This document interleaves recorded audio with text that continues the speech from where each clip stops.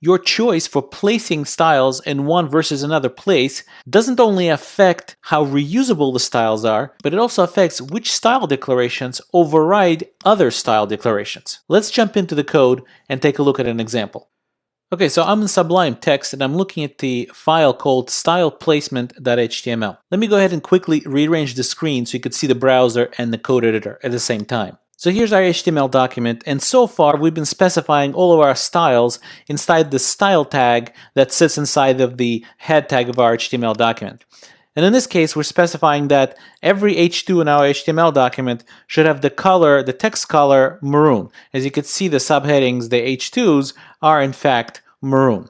However, there are other places that you could specify a CSS style. For example, you could specify a CSS style directly on the element by providing the style attribute and the CSS styles that should apply to that style. The only thing that's missing from these styles is the target. And it's for a good reason, since we are inside the element, so we don't really need a target anymore. But the style declarations are exactly the same as before, and they're also terminated by semicolons, and you could put here more than one, just keep terminating them with semicolons. In this case, this I am centered content is text-aligned center. And as you could see in the page, it is in fact getting centered in the page. This is called inline styling. And as you might have guessed, this is the least reusable way of styling elements there is.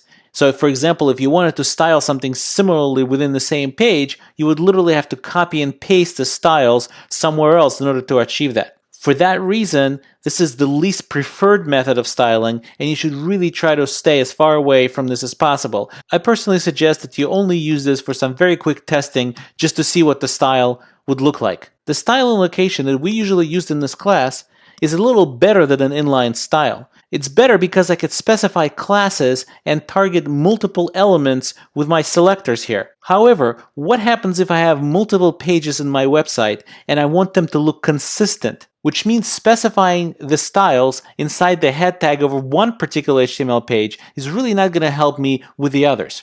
That means I really need some sort of other way to specify styles that are external to the HTML page and kind of link them back into my HTML page.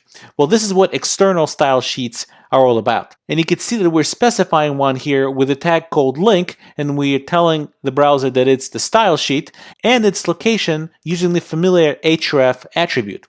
In this case, we're specifying it to be a relative URL, so style.css better live in the same directory as our styleplacement.html file.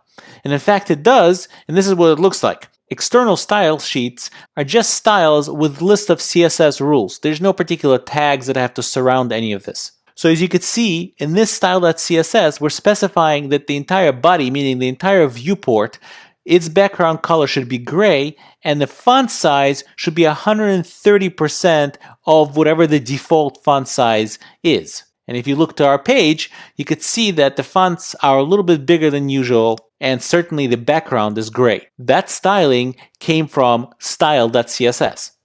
While we will continue in the class to use this style tag inside the head tag, so it's a little more convenient to showcase the styles, in a real-world website, you almost always want all your styles to be external to your HTML page, which means writing your styles inside some style.css external file is actually the way to go. To summarize, placing styles inline is great for quick testing, but try to avoid that if you're actually coding a real-world website.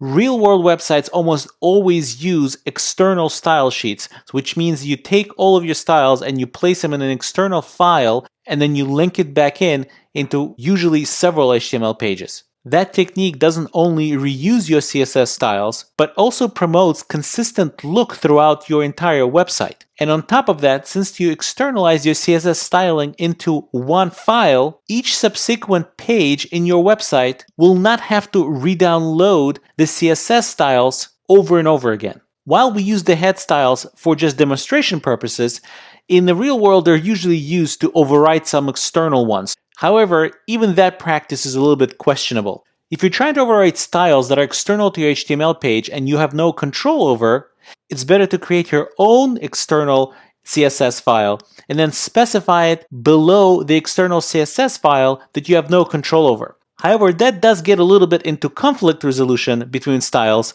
and that is exactly what we're going to talk about next.